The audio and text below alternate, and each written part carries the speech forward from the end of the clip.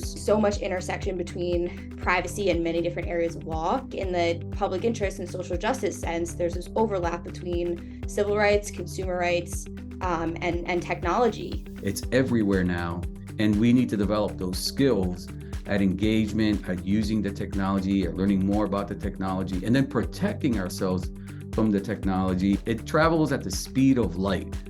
And so when you trip at the speed of light. It's interesting to think about the interplay between design and how that can, in these contexts, evaluate, understand the risk of harm, what can be done to mitigate that, the role of government in that, or of self-regulation in the industry, which hasn't been that effective so far. With technology, you have the capacity that you have rules-based systems, where when you do something right, you're doing it right for however many users you have in that product.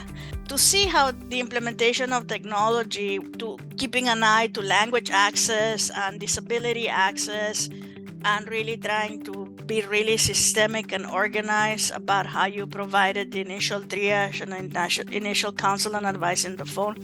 Seeing the impact of that on the whole network of offices and on the whole network of legal nonprofits, creating partnerships, etc. That was like, and that's when I became really convinced that technology can play a big role when it is designed and implemented with very specific goals and with an eye towards improving the quality and quantity of services for those that are systemically excluded and systemically impoverished by our system. It's a lot of interesting discussions and trying to, certainly educate consumers, children, parents, but also express to them that these systems, sometimes individual control isn't effective in terms of protecting privacy and other digital rights online. How do we develop a better culture at cyber hygiene?